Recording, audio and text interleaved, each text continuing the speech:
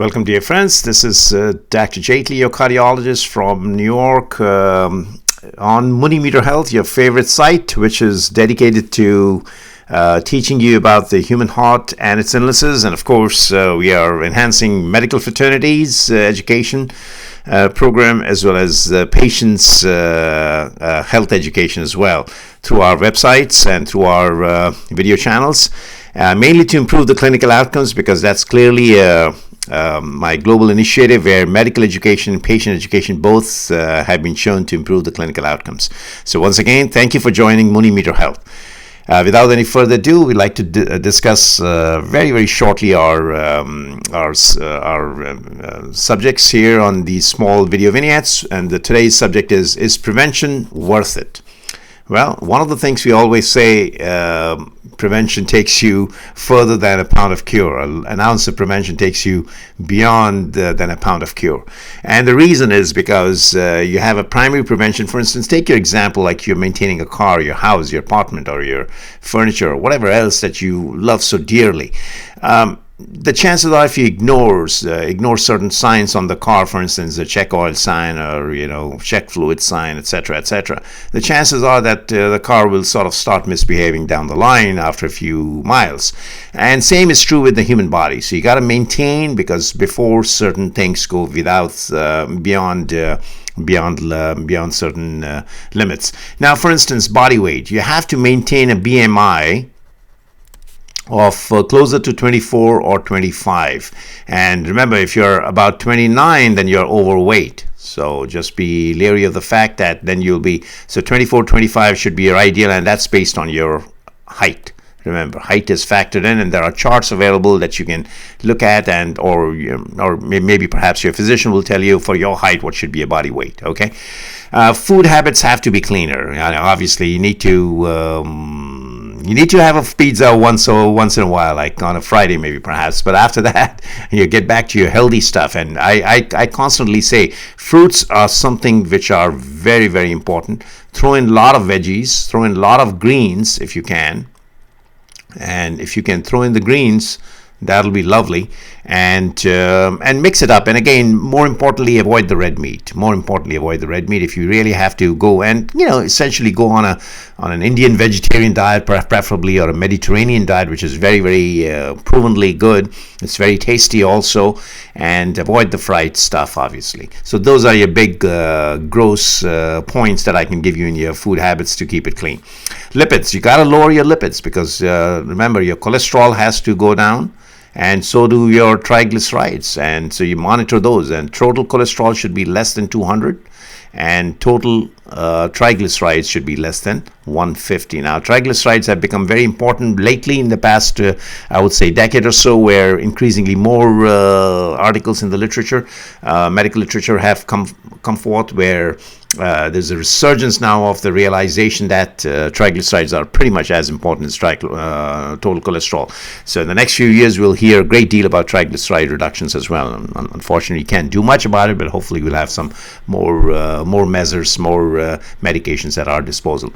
Control of blood pressure. We have so many medications to control your blood pressure, so you want to control your blood pressure, and that is a primary prevention to before the coronary artery disease sets in. So it's very important that we are preventing coronary artery disease, and the only way you can prevent this by controlling the blood pressure here more adequately. So your blood pressure should be about 120/80. If you're not taking any medication, still should be 120/80. If it is more than that, then obviously consult your doctor and make sure your medications are better adjusted. Control of diabetes. Your sugars should be less than 110. And specifically the fasting blood sugar. And if it is more than 110 times 3, at least 3 on 3 different occasions, these fasting sugars, then you're by definition a diabetic, and therefore you need to consult your doctor there too.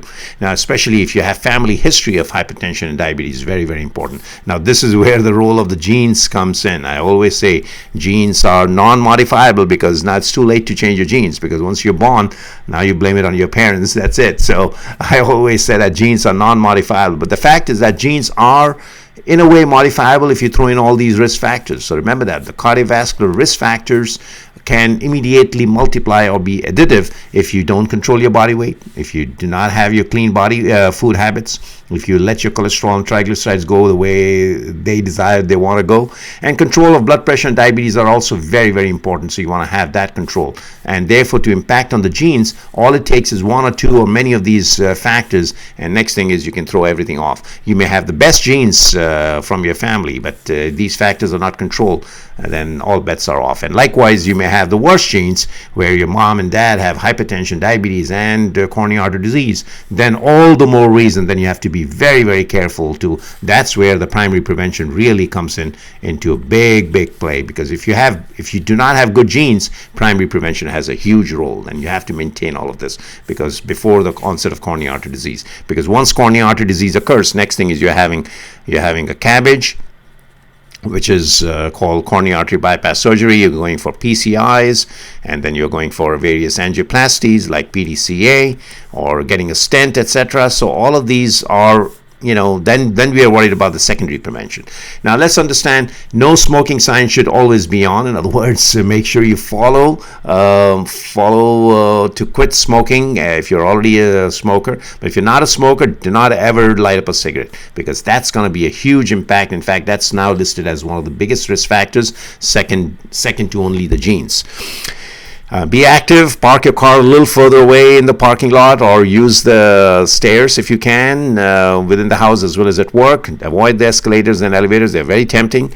And of course, aerobic exercise, join a gym, and the recommendation is 30 to 40 minutes, 3 to 5 times a week. And if you can do that, that'll be wonderful, because the recommendation by American College of Cardiology is roughly 90 minutes per week. If you can exercise, brisk walk counts, running counts, swimming counts, playing tennis, any aerobic sport that you like to entail. Biking is good, hiking is good. So anything that you like to do 3 to 5 times a week, at least 30 minutes, that'll be considered as a good aerobic exercise. And obviously it's going to control a lot of other factors, including your body weight, including your blood pressure, including your diabetes, including your cholesterol. So, and plus you'll be motivated, you'll be very positive, you'll be inspired, you'll have positive indications for the rest of the day, because it improves your endorphins as well. So numerous benefits just from primary prevention.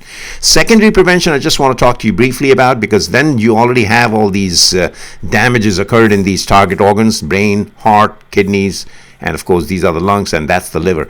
So the brain, of course, can suffer a stroke attack, we call it, or a brain attack. And stroke is obviously a very, very nasty disease, because once you have a stroke, chances are it becomes irreversible, and things are very, very bleak after that, because then you're sort of bed bound, or wheelchair bound, or walker bound, or cane bound, etc., etc. Hypertension again damages your kidneys, your heart, and brain. So again, control of blood pressure is very, very important, especially for severely and moderately severely hypertensive. Chronic kidney disease, we call it CKD, renal failure, once that sets in. So you want to avoid getting onto dialysis. It's called hemodialysis or peritoneal dialysis. So once dialysis comes in, that means your kidneys are now not functioning, and next thing is you're waiting for a renal transplant. You don't want to go there. The whole idea is wanting to see how best you can improve these chronic kidney conditions. And again, medications are there. Following all the above will help. Controlling of diabetes and hypertension will also prevent further worsening of kidney diseases.